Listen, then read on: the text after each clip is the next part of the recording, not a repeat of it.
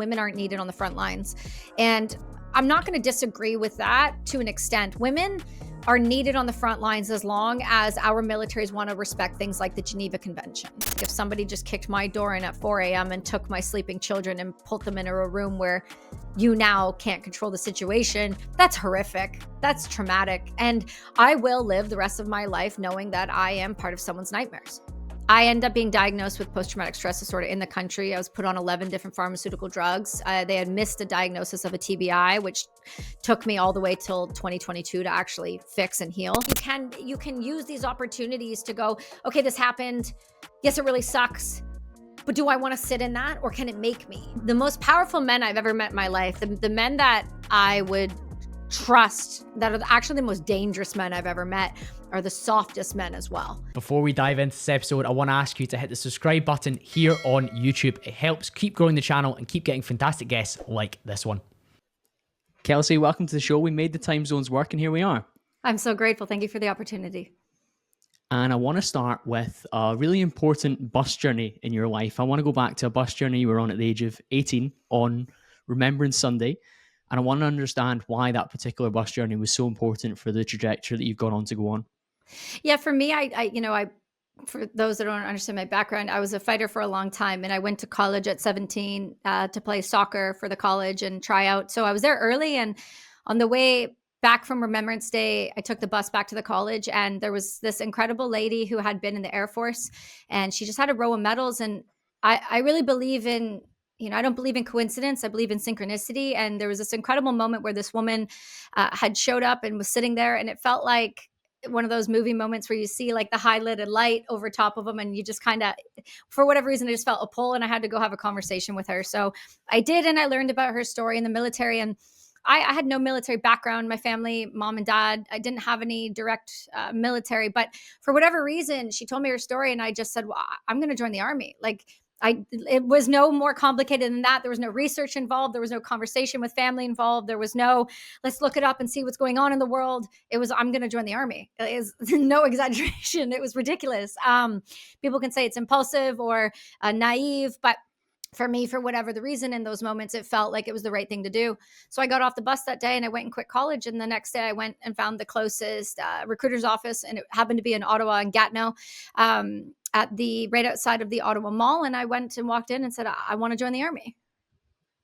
How common was it for people around you to be joining the forces? You've gone to college, you're playing football, and are there people around you that are role models? I guess you're saying there's nobody in your family, but you've just gone and blazed this trail for yourself. Yeah, there was no one. I didn't, like I said, we weren't hunters. It's not like I was exposed to guns and like had this idea of like, having weaponry around or this mentality. But I found out when I was writing my book that I do have military family. I do. My grandfather, who was my dad's dad, served in World War II.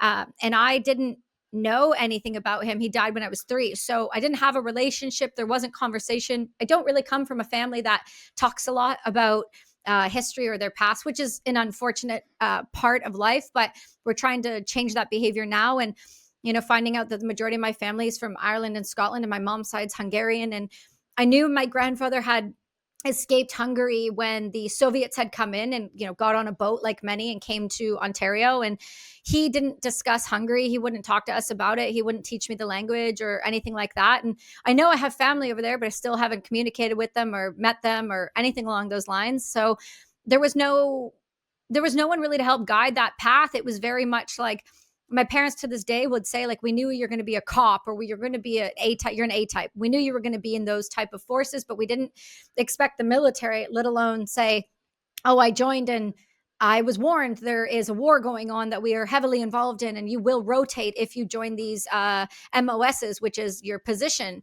And so, of course, naturally, I picked a position that was deploying. And it's not like I had some idea that I was going to go save the world in another country. It was, personally, now looking back, it was very much propagandized in Canadian media outlets and showing coffins coming home. And at the time, we had just had the first major female death of Captain Nicola Goddard and the White House schoolhouse shootings. And, you can't help but see those and understand that there is a subliminal messaging going on. And for me, that definitely had an impact, but I had no guides or people to say, oh, this is the right thing to do for you. I just kind of went full face in with no idea. Timing matters though, Kelsi. And as you say, the media narrative at the time, I think I'm very proud to be very patriotic, and I think we're coming back to that. Like we said before we hit record, it feels like we're coming back to a time when we can be proud to be from the nations that we come from and not be called a bigot or some sort of nationalist thug. And at that time, when the Western world is in Afghanistan, there is an element of like we feel like we were doing the right thing because we're fighting back after the 9/11 terror attacks. We're worried about the security of the world. These guys are the bad guys. We need to get involved. Mm-hmm. And I think as a young person looking for direction and something to be part of, the military just so happens to be that vehicle for you at that point in time. Absolutely. I wouldn't disagree with that at all. I think all of those statements are accurate.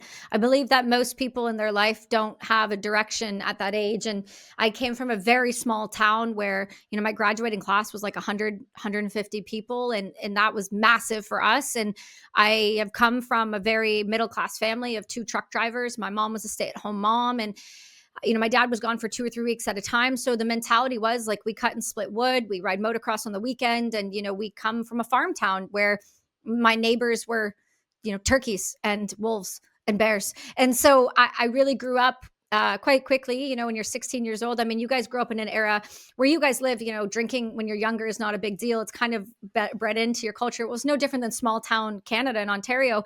We were in rural areas. If we were off doing anything, we were in the woods at someone's house on their property with a bonfire. Like we weren't, in clubs and cities, So for me, going to college early was not a big deal. For me, leaving home was not a big deal. My parents raised me to be very independent from very young.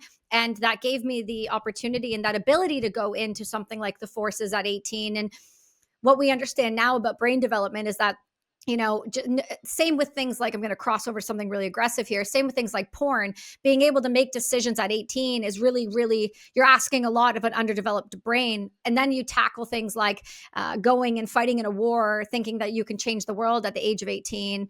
It's a vulnerable time, but I also think, America has it a little more aggressive where their recruiters come right into their high schools. So I was never forced. I was never pushed. I was never manipulated. This was a decision I made all on my own, and one that I don't regret, and one that I wouldn't change. Something that always strikes me about your story is that, as you say, you deployed really quickly, but you deployed with a French-speaking unit rather than English. Yeah. One of the quirks of the Canadian military. Yeah. How did that happen? Yeah. So I was really fortunate. I mean, again, I'm glad the trajectory I went on was what it was, but it definitely was different. And that was because we were rotating so quickly. And Canada doesn't have the same size military as the United States. We don't have, we have Air Force, Navy, and Army, whereas Americans have Marines and otherwise, MARSOC and stuff. And then the Brits have different spurs off too, right? You guys also pull from the English, the Scottish, the Irish, the Fijian, the South Africans. You guys are a big melting pot. So you have more to pull. But for us, we were rotating really quickly on 6-month deployments. And for me, I had gone in at a time where the artillery job I had chosen was rotating a lot. And when it came time to get posted, there was an individual that was in my unit as well that was supposed to go to Vecchiettier, and I was supposed to go to Petawawa in Ontario. Now, it turns out his dad was a captain in Petawawa, and he had been overusing things like creatine. He was a lifter and stuff like that, which totally fine. There's a right way to use creatine. It just wasn't being used that way. And we didn't find this out till we had gone out to this, our outside the wire training, and is really hot, and his kidneys started to shut down. And part of the problem is where we were deploying was hot, so hot. And I kind of said, I said, hey, look, I want to rotate out fast. And there was this conversation happening in our unit was like, who's going to deploy out of us first? And I was like, I want to go. So I made the ask. I said, hey, I'll go. I have no problem. I'll learn the language. I'm cool with it. I have no spouses or dependents. Like, send me there. And so I remember it was Marie-Ève Labonte, and she asked me, she said, are you sure this is what you want to do? And I said, absolutely. So I got posted to Vecchiettier it was in July of 2008. I reported to my unit in September of 2008, and I was deployed in April of 2009. It's incredibly fast. And I guess, not to understate it, you joined a unit where you didn't speak the language, albeit you stepped up, you felt a purpose, you were like, let's go, I want to be one of the Yeah. first to get deployed.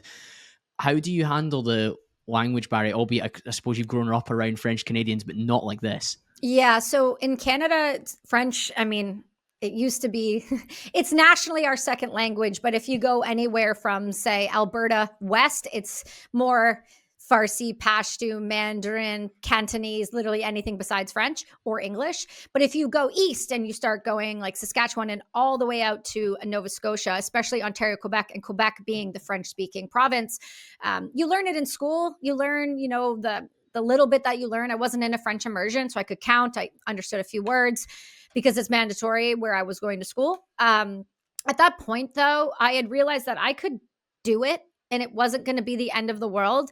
But I also knew that it wasn't going to be easy because for me, it wasn't about learning the language difficulty. For me, it was about running weapon systems in French. And so I had just learned everything from your grenades, your Carl Gustavs, all of the weapon systems, C7, C8s, yada, yada. But then I had to then turn around and learn all of the artillery 105s and M777 155s, and then the mortars, because that's what we control. And then I was also picked to be the remote weapon system gunner for the turrets and the TLAVs, which is a tank, and then learn them in English. And then a month later, turn around and learn them all in French. And so I was the only female gunner in my unit. We had a female officer running, but I was on the guns. And I'm 5 foot tall and 110 pounds. M777 round weighs, 95, 97 pounds. And so I had to really quickly learn how to load and run a gun at my size, which it's all doable. It's just strategy. And it's all about how you use your body weight transfer.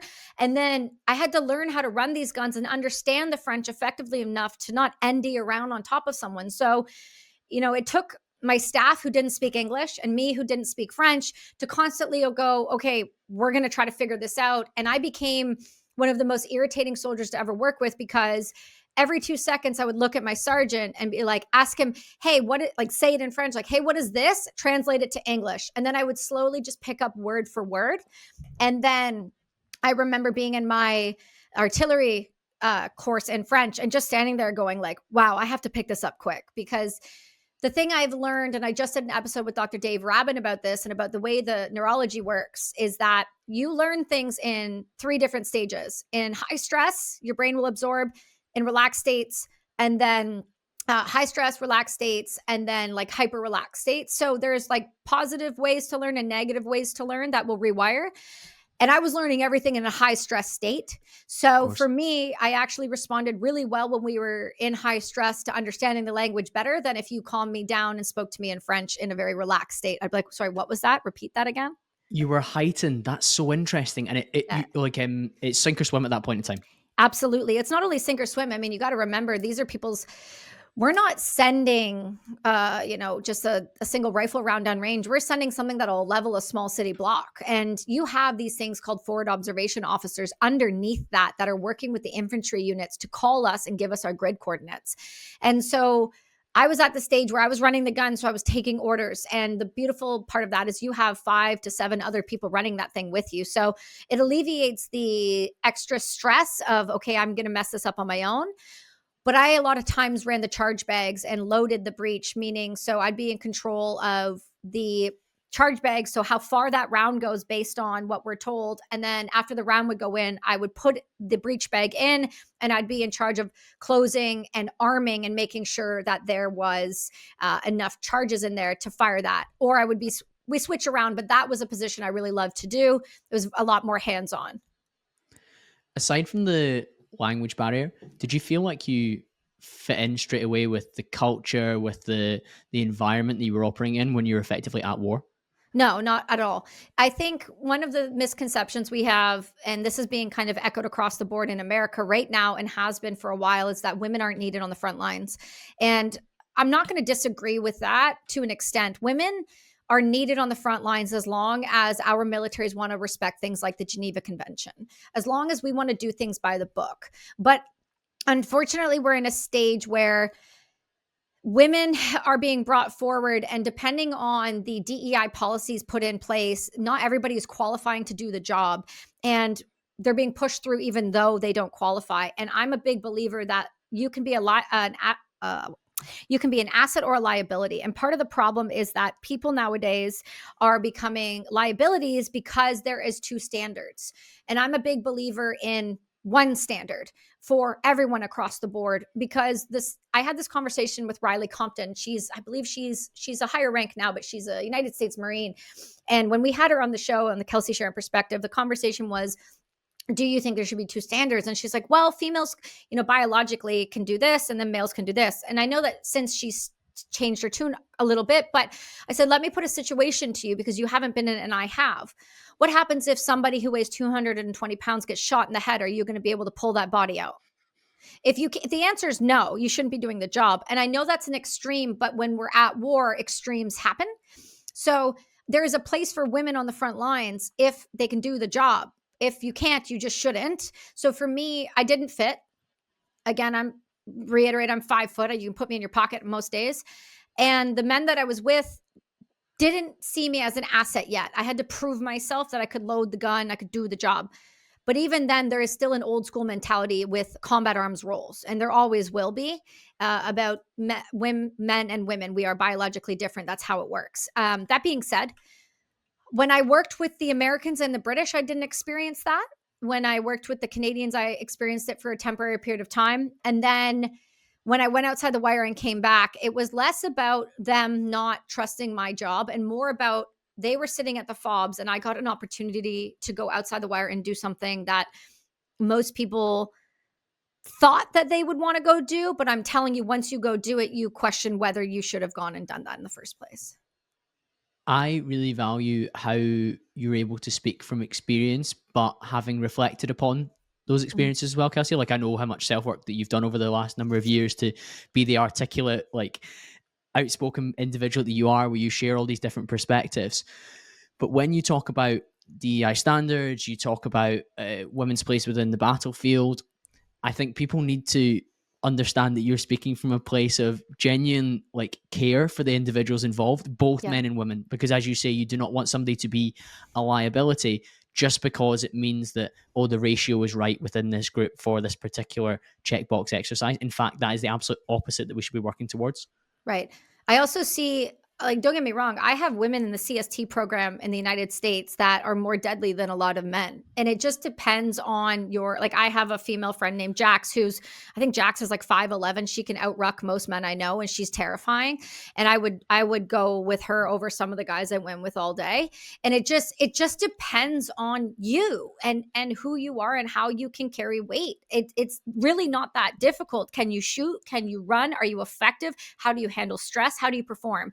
And then people will say, yes, but biologically, there is a different response when a woman is in the presence of a man. And then you have the complication of sexual assault. And I will say, and a lot of people don't like when I say this, but this is the hard truth. Men still assault men. It's known. Men still assault men. It's not just men assaulting women. Men will assault men too. So, when they say, well, the woman's there, she puts herself in that position, my response is always, then maybe keep your dick in your pants. It's not rocket science, right? So men can still assault men as men can assault women, just as women can assault men. It's no different. It's a bizarre cope, isn't it? Yeah, I completely agree. It's distasteful and laughable. And as you say, any male boarding school over the years and it can speak to the fact that males assault other males, and it's not a case of, but if we introduce girls, it will behave differently. No, these sexual assaults happen by deviants regardless. Right. Absolutely. And you're going to experience that regardless. So it's still, again, it's less about that and it's more about, can you do the job? Are you physically, mentally capable of shooting, moving, and being effective? Period. Full stop. If you can do the testing and you can pass, you should be given the opportunity. And that to me is where I stand pretty aggressively, because CSTs are profound humans and we are using them effectively in several different areas. A great example is Joe Kent. He's just been brought up by Donald Trump to be, I believe, against the national anti-terrorism individual for the United States. I've had Joe on the show. His wife, Shannon Kent, was one of the most effective, profound intelligence individuals. Unfortunately, had died overseas, but she was an absolute beast. They've got a book about her called Send Me. And, when I talk about her, I get goosebumps because there are women out there that are deadly, super deadly. And to write women off as a whole on the front lines is a different conversation and just not acceptable. Completely agree. And you mentioned something really important there, that you got the opportunity to step outside the wire would be the Yeah. the industry term. But when I was getting to know your story and we exchanged voice notes on Instagram, you were saying, "Oh, I know the Scottish people because I served with the Yeah. Black Watch in the Third Scot Battalion, Yeah. which is a very famous regiment if you're from my neck of the woods." Yeah. And I want to understand what it was like being given the opportunity to go and do something, as you said, that many people feel like they would always want to do, Yeah. versus what maybe the reality of that looks like. I love the British military. I'm a big proponent of it. I think the people over there are incredible. Some of them are shit sticks because egos get in place. And I've talked about those people publicly and where I stand with them. And then some people are, to this day, people I speak to frequently. I still consider dear friends of mine. And I'm so grateful for that opportunity because when I was put in that position to work along the Third Scots with, Stephen Noble and all of these really amazing guys, Craig Buchanan, and Craig Hardy. And, I've got so many Craigs in my phone. I actually get confused some days. But these guys are so switched on. They're so good at what they do. And it's such a melting pot. You guys have such a melting pot. I mean, from working with like these Fijian dudes that could lift a truck when they would just like sing song to you after you just go through a firefight, to like the dog handlers who are these English guys and they would just go at all it took was say fuck the queen one time and people are just throwing fists. And it was just like this wild, like, you want to see people get riled up, Kels? Like, I'm not going to do the accents because that's insulting to you, but they were some of my favorite people and they still are some of my favorite people because they never once looked at me and saw me as a liability. They said, okay, we're going to trust in what she does. I was their female searcher. We weren't called CSTs yet. I don't qualify technically as a CST. That job didn't exist yet. I just was thrown out and said, this is your woman. And you listen to her when she says somebody has to be searched and don't move. And I was given an immense amount of respect and trust in what I did. And I had Commander Calhoun, who's still in, and all of these guys who were still in serving.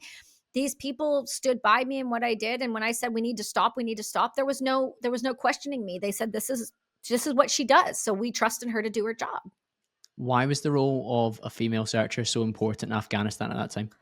Well, at that time, in 2009, we were seeing just this switch over from, at least from Canada, from, UN mission to ISAF, which means, if you have a weapon, you're now on the chopping block too. And what we were seeing was the Taliban and the powers that be in those countries, the terrorists were using women to hide weapon systems, to hide radios and phones, to hide a lot of money. And that normally, gave us an indication they were working alongside somebody they shouldn't have been.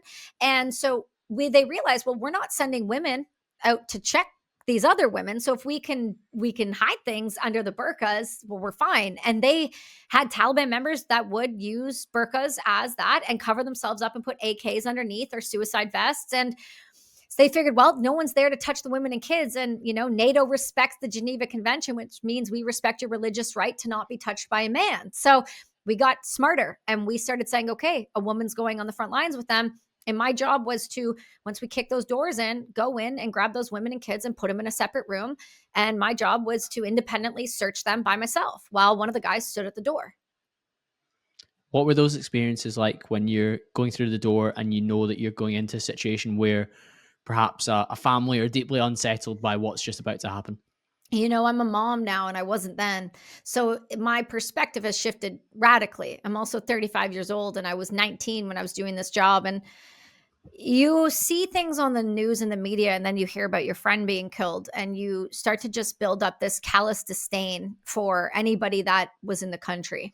And at first, I can tell you for sure, I'm not super proud of the lack of empathy I had now being a mother, trying to put myself in those positions and think if somebody just kicked my door in at 4 a.m. and took my sleeping children and put them into a room where you now can't control the situation, that's horrific. That's traumatic. And I will live the rest of my life knowing that I am part of someone's nightmares for the rest of theirs. And I'm not naive to that, but I also know I did my job as effectively as I could to make sure that the people left and right of me were going to walk out of those rooms and not turn around and have a woman come at them with a gun or a grenade or something that they had hidden in the walls. And they got real smart and started doing that. They would hide things in the walls, right? Because no one would search there. And the women and children I would encounter, some were very calm and some were very peaceful, and some were chewing cat and some of these really aggressive drugs that would make them non-compliant and quite violent. And to be honest with you, we're searching rural areas where some of them had never seen photos of themselves. So that was an interesting experience. Some of them had never seen blonde hair. I'm actually blonde and I have quite white hair normally. And so there was a lot of very weird responses, a lot of touching me with like curiosity. And then there was some very violent women who were dangerous, dangerous women who, you know, again, I would have been on the other side of that. I would have been the same person. But I think ultimately, I'm okay with the job I did. I think if I was a mom at that time, I might have had a little more empathy, but it's hard to say. But again, I did the best I could with the actual only 24 hours worth of training I was given before I went outside with these guys. That's something that always strikes me when I listen to you, Kelsi. The fact that you were thrust into the situation very quickly, and Yeah. as you spoke about with your deployment already in this conversation, you're somebody that says yes to the opportunity. You're somebody that embraces the opportunity. You're somebody that's like, particularly at that age, you're so keen for exploration and to push yourself. And I think that's a phenomenal quality, and it's a real shame that sometimes we lose that when we're burnt by that. Yeah. But in a circumstance like that, you're being thrust into a situation that, as you say, 24 hours of training and a very small amount of kind of, this is the rules, this is the regulations, this is what you must do, this is what you must not do, this is what you should consider doing. Go. Right. Yeah, I wasn't given a choice, to be honest with you. I was voluntold I was going. And so how it works in the military is you're not really given choices, you're just voluntold. And it had come down, we were running the guns, and it had come down into the tent that uh, I was pulled into, which again, I had no business being an officer tent. They said, come with us, we have to show you where you're going. My sergeant, Sergeant LeBlanc, who actually is just retired after 28 years, this month, he tells me to this day, like, oh, we didn't want you to go, we tried to keep you. He had been infantry before, been outside the wire before in Bosnia, and he's like, I really don't want you going. But the only reason I was able to move and shoot and be effective was because he had done different training with us outside of traditional artillery training before we deployed. We did house clearing, level 4 rifle shooting. I was able to shoot and move and be somewhat effective enough to be safe and not shoot someone in the back, being an artillery gunner. And to be frank, I wanted to be infantry before artillery anyway, but they didn't want me to. They figured I'd wash out at my size. So getting to go do what I truly wanted to do was a great experience. But at the same time, I was not given a choice. That was you're going. And I was happy to go and do so. How do you reflect on those experiences? Because I know that you've done a lot of self work since coming home from Afghanistan, since becoming a podcaster, a mother, a wife, all these important things. How do you reflect on that time in Afghanistan? I still think it's one of the most pivotal moments of my existence, and it's something that I will remember for the rest of my life, good, bad, or positive. You can decide. But I think that it's these moments in our lives where we have to stop telling ourselves that. And I'm still trying to figure out lately whoever told people that they will never have to go through something hard.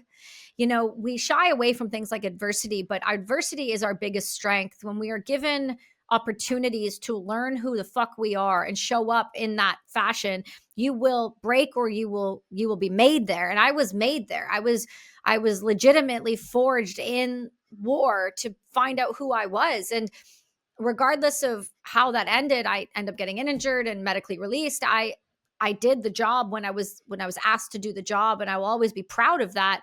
But it also showed me, and I think more people, if they put themselves in hard situations, will learn very quickly.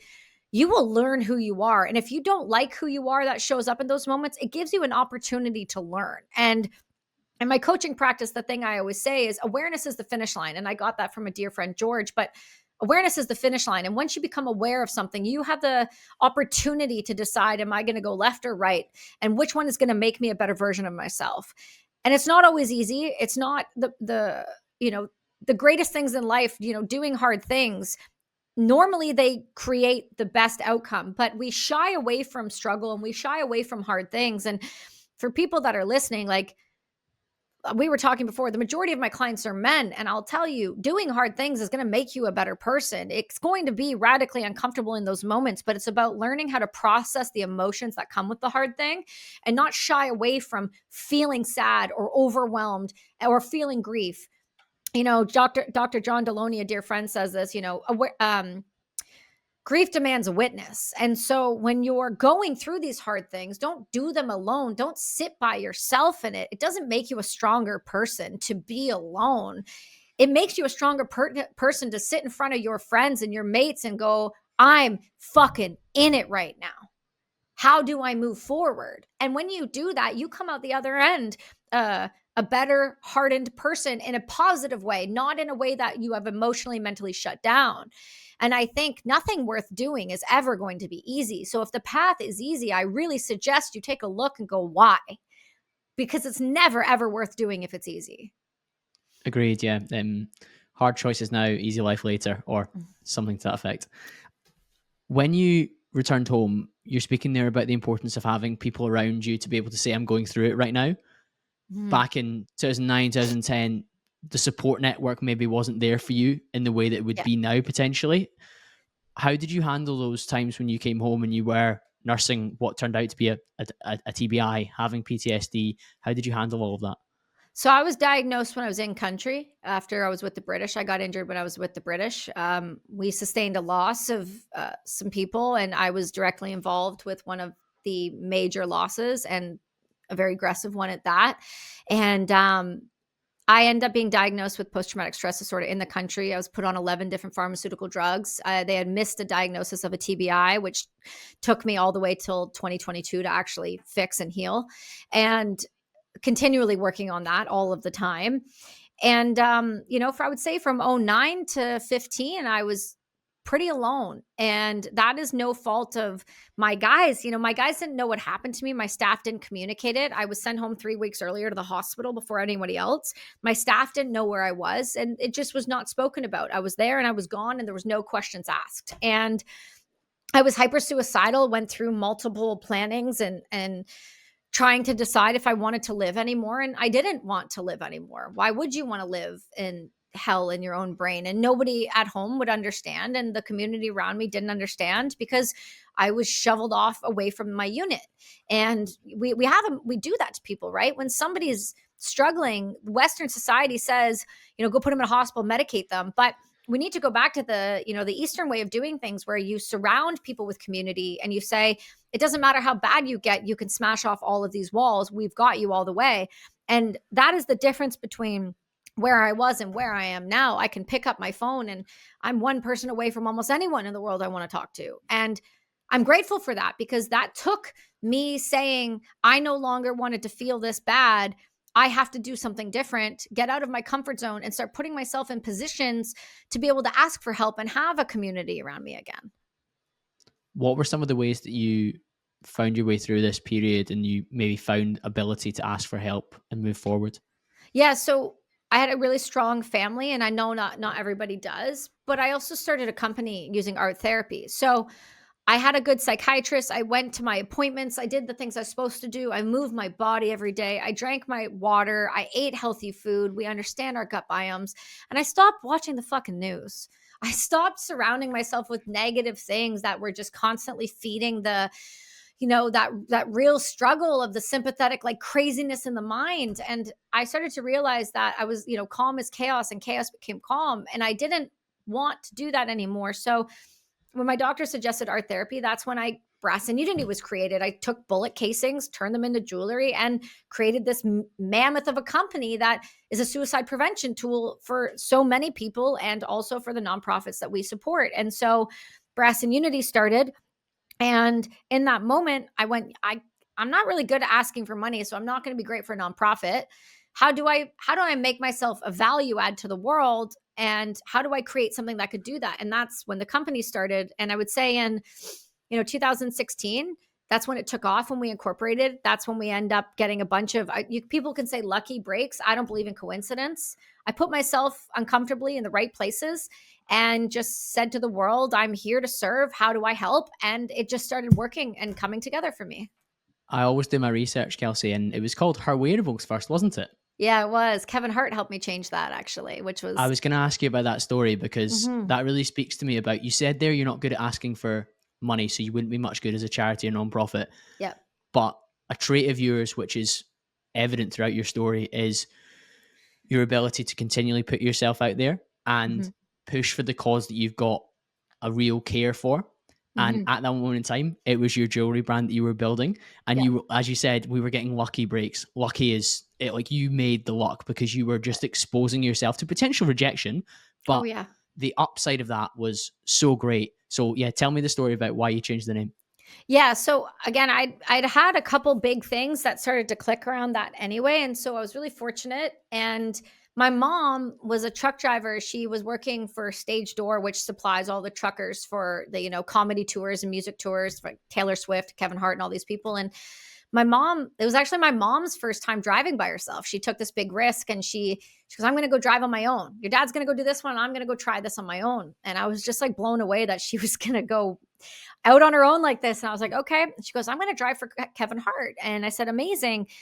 And she goes, "I'm going to get him to talk with you when he comes to Vancouver." And, I'm okay, mom. I just let that go. And she did. She harassed the hell out of that staff. She got everyone around him to just fall in love with her. And I have the gift of talking because of her. And she somehow got Kevin to agree to meet with me after the show. And so we went to the show and we got pulled backstage, and it was just my mom, my ex-husband, and Kevin and I. And we sat there and we talked about the brand and what it stood for and why I was doing it. He took a picture with me and he goes, "If you want this to be for everybody, why is the company called Her Wearables?" And I was like, shit. It's such a common, like, I overlooked. I wasn't thinking big. I was thinking, how do I help myself and my friends? But I didn't realize there was a market for this. And so we left that day and he tweeted it out to 26 million people. And we decided in that moment we were going to change the name and incorporate. And I have a great ex-husband who was very communicative and very brilliant when it comes to marketing. And he's like started spitting out names. He's like, "You use brass casings. You're trying to unify people. Like, what about brass and unity?" And I was like, "God damn, that's good." And so we incorporated under that. And now we have the patent to the bullet casing, and any jewelry or anything else, we own it. And it's a huge achievement. And less than a year later, I put myself again in a situation. And I was at a trade show I didn't have a ticket for, at a dinner I didn't have a reservation for. And the right person sat down and saw me. And a couple weeks later, we were on Ellen, just like that. These things don't. These things aren't lucky. They're just continually taking the opportunity and bringing a Mhm. level of energy and positivity that people recognize. Because if you like, I do a lot of sales away from the podcast. If I show up with commission breath when I'm Yeah. making a sale, people can feel it a mile off. If you Yeah. showed up being like, "I really just want to push my brand. Like, can you help me shout this out?" People feel that a mile off. Like, it's why so many people who, for the size of show that I've had over the last 3-4 years, I've had some incredible guests because they feel Yeah. the mission of it. I want to speak to these young guys. I want to speak to people who are aspirational. I'm happy to jump on a show. Whereas if I showed up being like, "Can you like help me blow up my channel?"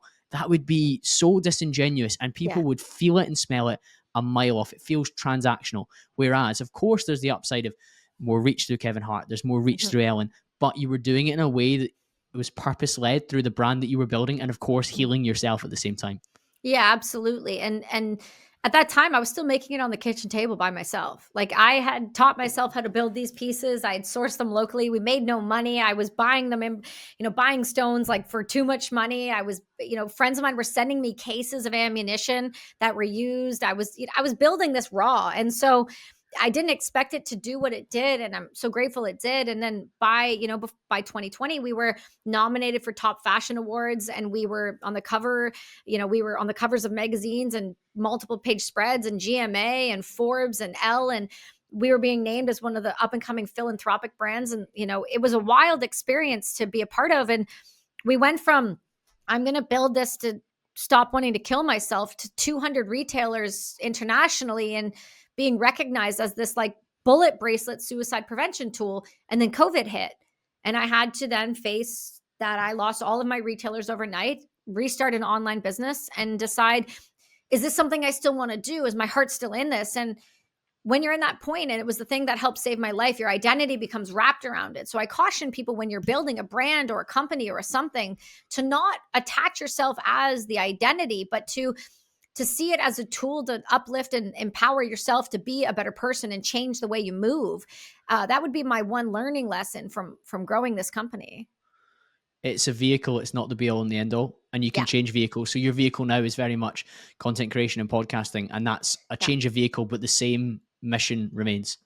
Yeah, so Brass and Unity is always the umbrella. So Brass and Unity, the brand is still available. We sell it all over the world and it's still growing quite well. And it's the suicide prevention tools. And we donate 20% of those net proceeds to different organizations across the globe for veterans and first responders.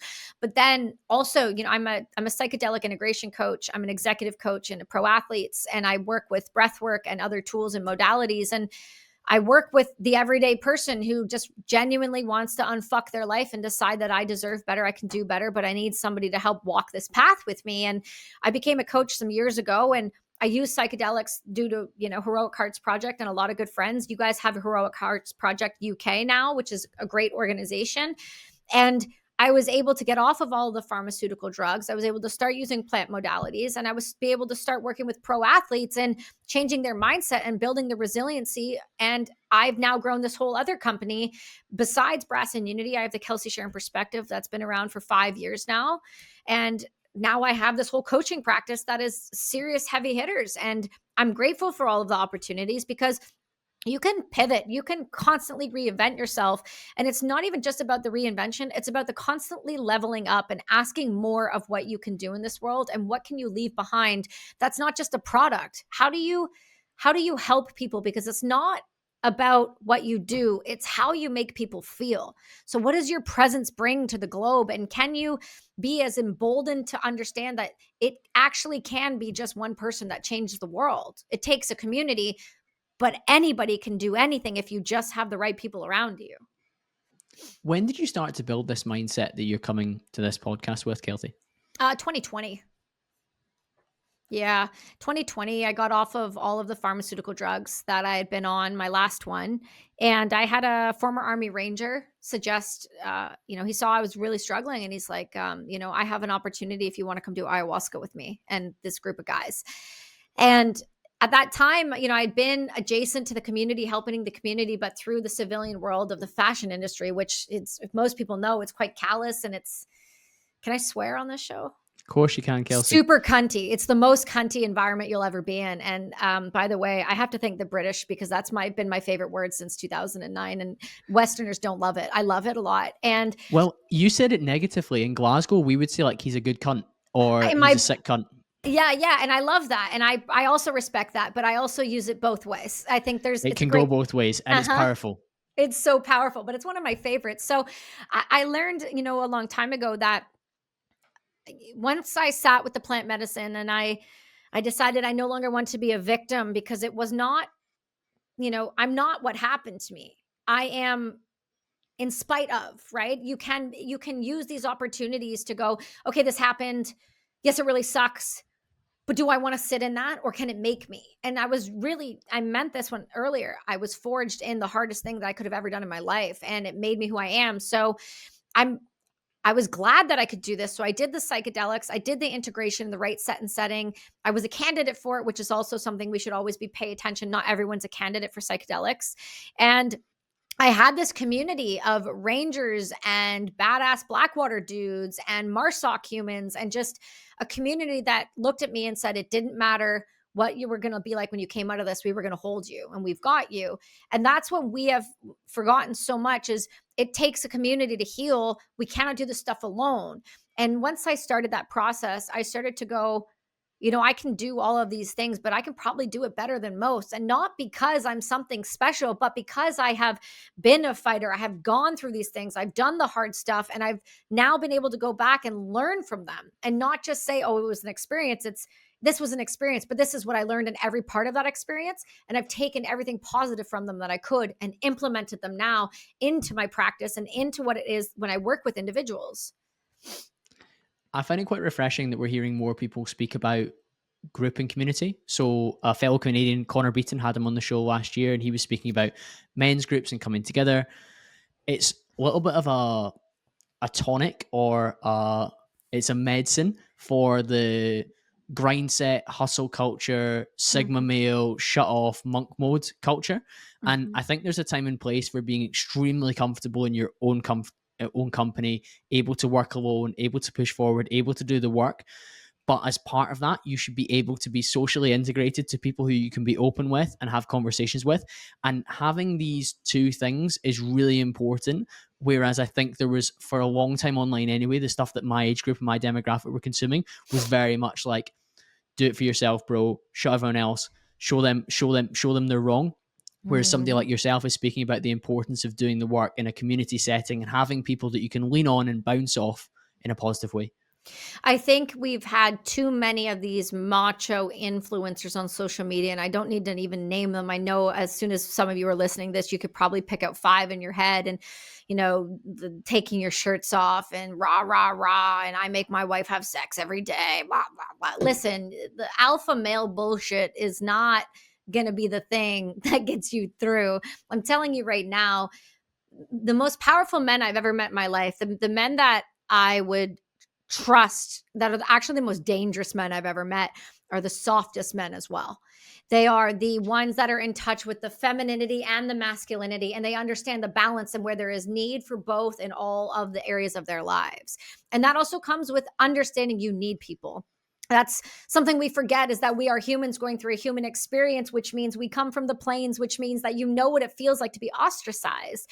And this idea that I don't need anybody, it's like that's only going to get you so far in your life. Of course, it's important to be able to sit in silence with yourself and love yourself enough to be able to be in your silence and not drown yourself out. But that's also very hard to do too.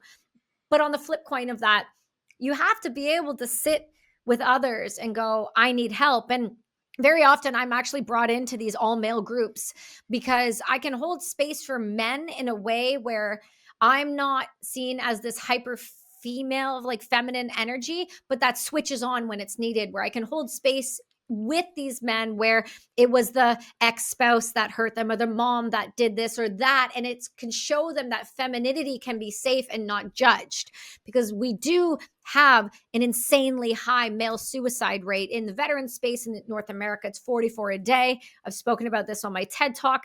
We have people that are ending their lives because they don't feel welcome and safe, and it's because society has told us, number one, men should not be vulnerable with women. I've had this conversation on Order of Man with Ryan Mickler, and him and I have gone back and forth about this. And Ryan's a good friend, and we've butt heads on stuff like this. But I believe in vulnerability. I don't believe in men sitting and saying that they can't cry. But you have to remember who your partner is. If a female is not ready to accept a male in the vulnerability, it's not something wrong with him. It's also what's going on with her, where she can't feel safe enough to see her partner in those modes. So it's an interesting space to be.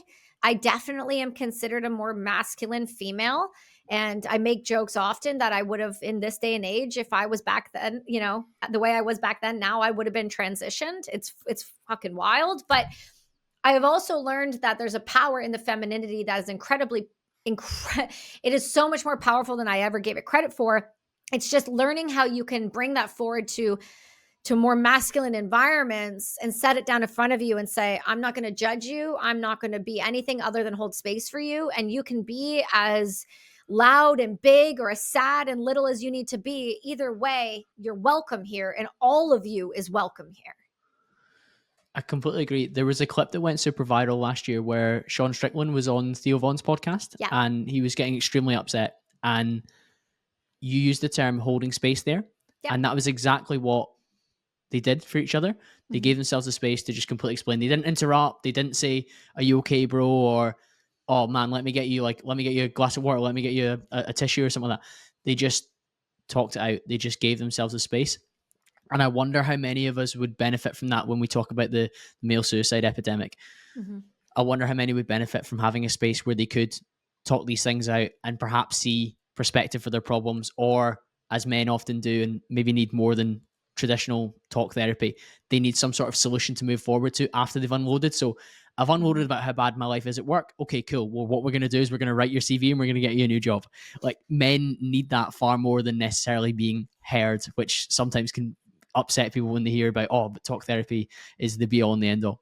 Well, it's a bit different too, right? So I'll push back on that point a little bit, because I think one of the things that happens is we as human beings see someone struggling, and because we can't handle the situation, we try to fix the situation.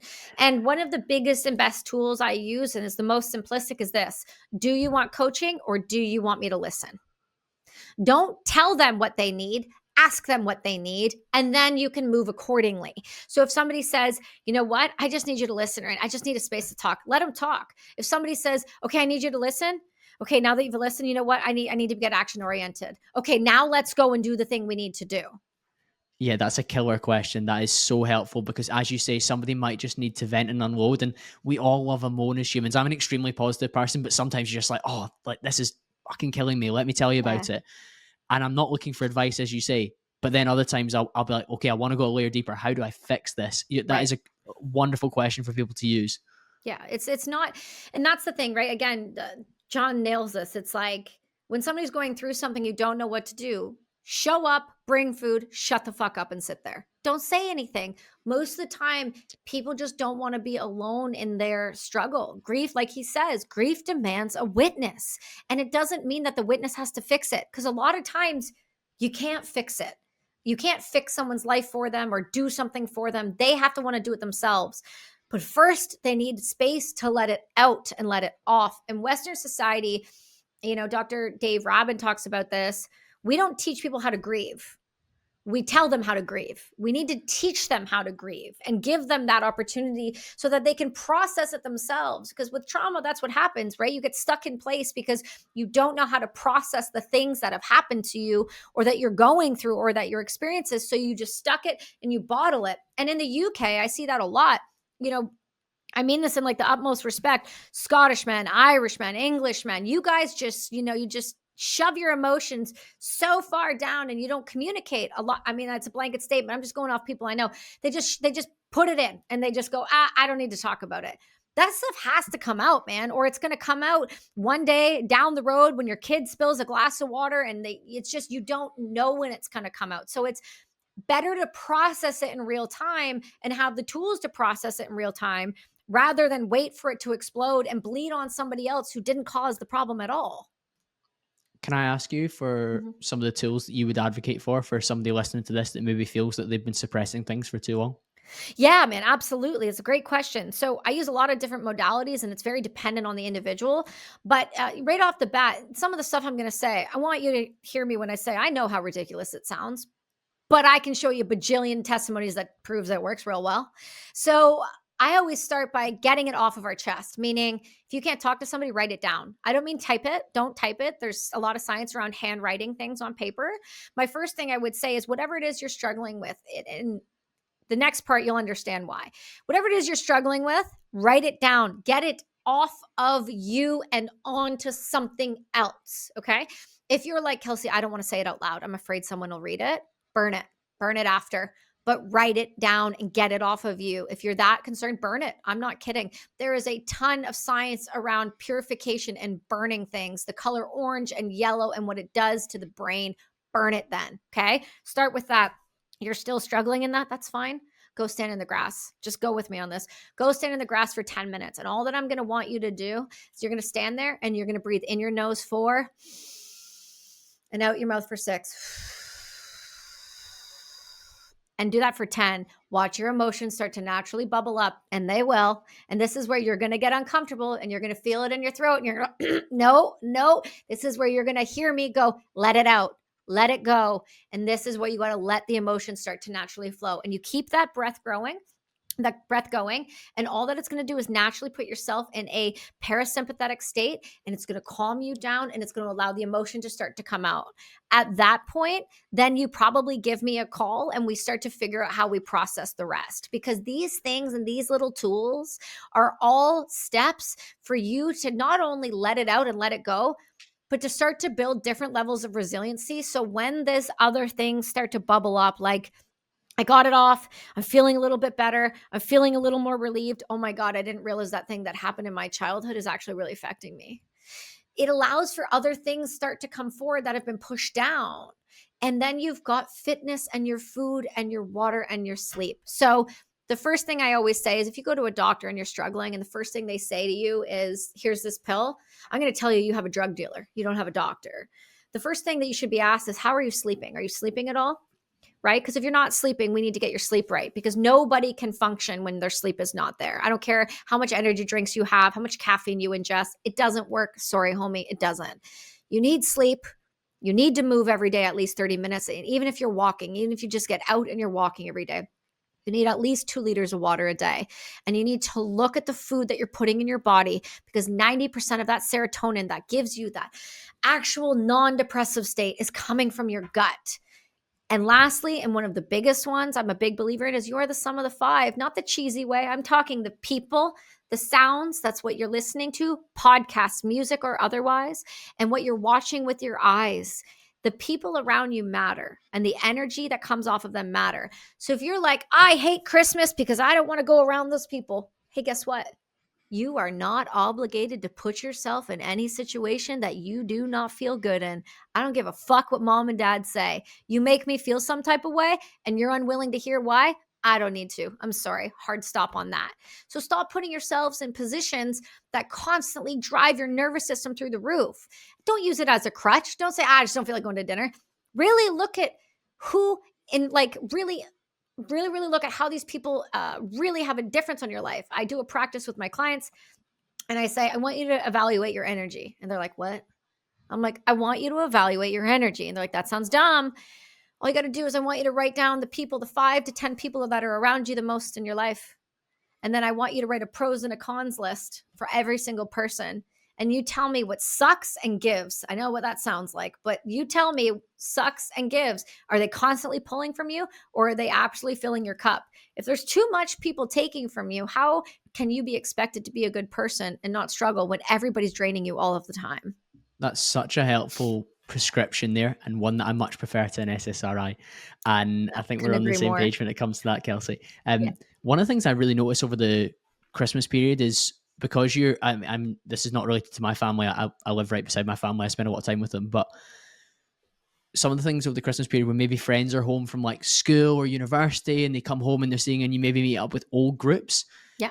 I used to go to some of those events and come away shattered. Now, I'm not a big drinker at all. I'd have the car, I'd wake up the next day, and I'd have slept the same number of hours I would normally do, but I would feel depleted the next day because I'd spent time around people who were gossiping or bitching or moaning or being negative about their job or their career or their family. Mm-hmm. And when I became more and more aware of that, it made me consider that whole 5 people thing. Mm-hmm.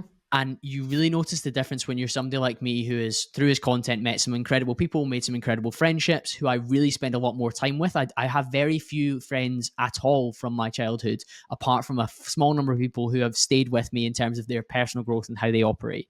Mm-hmm. Because that's through choice. So when you're maybe thrusting into an environment where you're surrounded by people who you wouldn't normally choose to, you notice the difference so much more. And what I feel is the biggest shame is that people don't do that sort of audit that you're calling out, and they just spend their life with those people on autopilot forever, going to the same events, the same pub, the same bar, the same nightclubs, the same sporting events, because that's just what they've always done. And those are the people that I feel very sorry for, and they're the ones that need to use these tools more than anyone. A lot of people don't use them because they're afraid of what they'll see. Harsh realities come forward when you start to audit your life and go, is this what I really want for it? Or is this just autopilot and what I've been told that I should be doing? But you as a human get one of these lives that we're aware of. And if you're going to be in it, you might as well be all the way. And if you're feeling like it's something's wrong, you have to take action, because at the end of the day, nobody else has to live in your body. I don't have to live in your body. You don't have to live in mine. You know what your tolerance is and what you want to achieve. And can those people come with you? And to quote one of my favorite people in the world, Snoop Dogg says this: it is not my responsibility once I'm up here to come down to you. Motherfucker, climb. You can't come with me if you're not coming. I'm not going to come down to you. And it's not because I think I'm better than anybody or that I'm anything special. We're all special. We have to decide how special we want to be. And you have to understand that, and this again sounds aggressive, I am a goddamn privilege to be around. And so is anybody else listening. But you have to hold yourself to that standard, because how you treat yourself is how others will learn to treat you.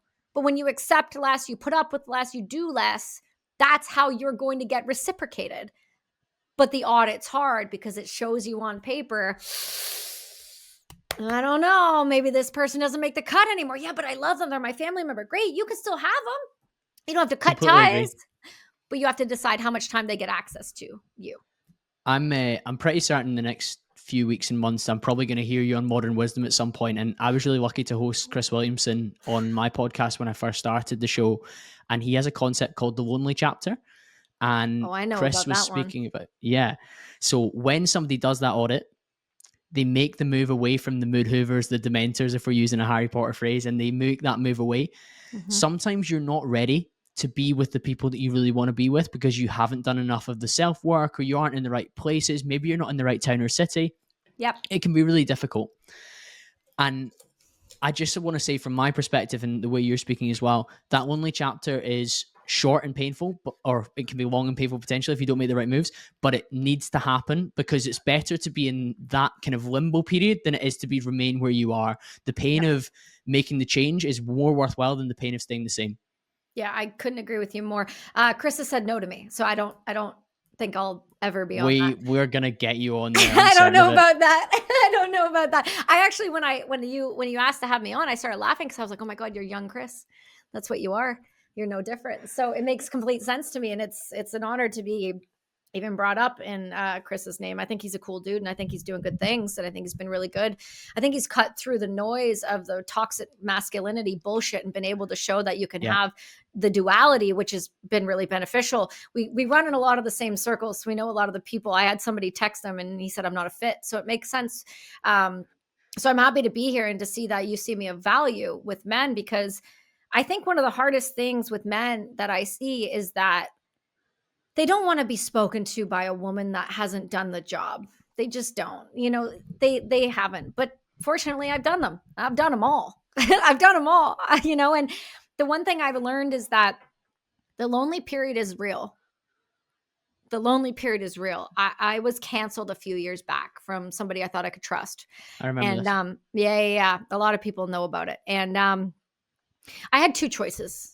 And in hard times in our life, when we face something really hard, we get two choices. You can spaz out and be a psychopath about it, and that comes from a place of fear, and that comes from a place of being cut out of the tribe. That's a normal human reaction and response. Or we can sit for a minute.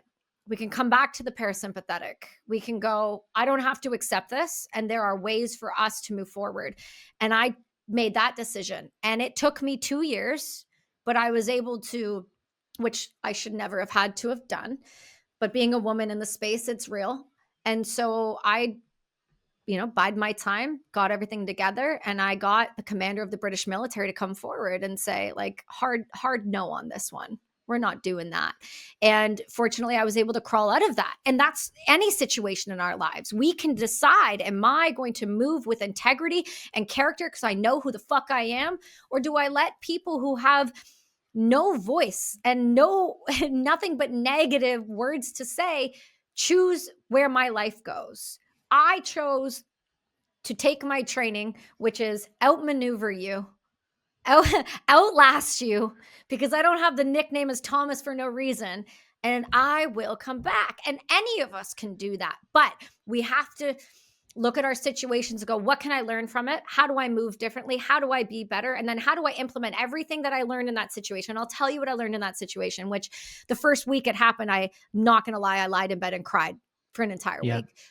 What I did learn is that I am in control of how I respond to everything. And I can learn from everything that gets thrown at me. And in that moment, what I learned about myself is I am way stronger than I give myself credit for. I do not have to allow others to dictate how I move, how I respond, and how I show up as myself. And I do not ever, ever, ever, and this is the most important piece, ever have to stop trying when cowards decide to tear down real, authentic characters and real people who do real things to help others in this world. And that can be an ex-wife that's trying to take your children from you. You decide how you respond to her. That can be, and I know this is male dominant, so that's why I'm using that example. It's the same. If a man is doing the same to you as the woman, you do not have to sit there and try to destroy his life and take his kids from him. You both, as humans, can decide, how am I going to move differently? Is this the example I want to set for those around me in my community? You can dictate your response to everything. And that lonely period will be lonely and it can break you, but you're being sat down for a reason. So when I was sat down for a reason, I had to look at that and go, what am I being told to learn? What am I being told? And it was like, okay, if I'm going to run fast and break things, then I better be ready for what comes with that. And I'll tell you right now, I'm grateful it happened when it did, because I If think I you was can going, see that in you. I think you oh can see yeah. that you're grateful for it. Oh yeah, I am. And that's the wild part is people will say to me like, "Aren't you angry?" I'm like, "No. Uh-uh. No, because I was going at a pace and a trajectory that I wasn't ready for the world when Mm. I started coming out and talking about my story. Um, when I came back out and started talking about my story the second time, and I walked away from my movie deal and all of that, I learned right there I was ready, but I was not ready the first time, and I think it would have broke me. I think if the movie came out, it would have broke me in half. And now that I was able to release the book the way I was and move the way I was and do what I do, uh, man, I'm eternally grateful for cowards. Yeah, and now you're in such a strong position, Kelsi, and I'm loving watching it from afar, and I'm very grateful for the hour and 10 minutes we've spent together today, and I'm sure the listeners would love to spend more time with you. We haven't even brought up MAID, which is something that I've got so much respect for how you're carrying yourself in that space, and I would encourage the listeners to head across. But where should they head towards to continue the conversation with you? Yeah, and first off, I can't thank you enough for the time. I'm happy to come back on anytime you want to have this conversation as well. I think one of the best ways for people to take a look at what I'm talking about with MAID, the reason this is so important for your listeners to understand is the UK is about to pass a bill that is going to impact your society in a way that you can't it's so dystopian and so dark. And so what I am about to say is going to feel really heavy, but I'm going to tell you there's a lot of hope because you guys really have an opportunity here to stop this. This is going to affect the vulnerable population. You're disabled, you're mentally ill, your veteran population is going to take a massive hit here, as well as anybody that the government deems qualified. So, MAID is medical assistance in dying. It is also euthanasia. It is a form of lethal injection. Just to give people an understanding, Canada is the poster child for how to do all of this wrong. Even though I've been to war and unfortunately done some things I'll always remember for the rest of my life, I oppose killing in all forms. I oppose ending your life prematurely. And I believe that everybody deserves the right to heal, including those that are struggling with Alzheimer's or dementia. There is palliative care and hospice and proper ways for you to live out your natural life. I do not believe in taking life early. I was recently just on Jordan Peterson's podcast. We had a clip go viral about how the drugs in the MAID kits are used. We discussed the drowning in the lungs. Over 80% of people during an autopsy finding have found that they drowned to death in their own fluid. And then I just recently was fortunately brought back onto trigonometry with Constantine Kissin and Francis Foster. That episode is out now. It's called Eugenics: Why the Government Wants to Kill You. They made an aggressive title, of course, and it's about to hit 1 million views on YouTube. So I do recommend you go over there and listen to them. They are heavy. So when you are done finding out what your government's about to do to your population and it's really heavy and makes you feel like the world is falling, I can promise you it's not. You guys have a real opportunity to call your MPs, to call the people around you and say, we don't stand for this. And if you vote for this, we're not voting you back in. Keir Starmer is a known eugenicist who is pushing things like we have never seen before. Kim Leadbeater is terrible as well. And these people need to be called out for the eugenicists that they are. The Kelsi Sheren Perspective does a series on MAID. We do one every other week where we talk to the leading scientists and doctors. We remove religion. We remove the idea that this is anything other than eugenics, and we can prove it. The numbers we state, we can prove. The paperwork we talk about, we can prove. But this is going to affect your population. And to show you just the sheer numbers, in 2021, we had 10,500 people take their lives with MAID. And in 2023, we had 15,341. These are individuals who do not have end of life, terminal cancers. So please, if you guys are listening in the UK or anywhere else that the show is, please pay attention because it's the vulnerable ones that will be used against. And it's what we are seeing in Canada. And there's 1 million stories of people who were just deaf or had PTSD. Veterans Affairs Canada was caught using it against its own veterans when they were asking for help. So I do encourage you to go take a listen. And I know it's heavy. So go breathe, like I said before, 4 in, 6 out, and realize that all you have to do is call a loved one. None of us are alone, and we can do this when we all band together. Keep fighting the good fight, Kelsi. Thank you so much for your time. And thank you to the listener. I'll be back to speak to you guys again very, very soon.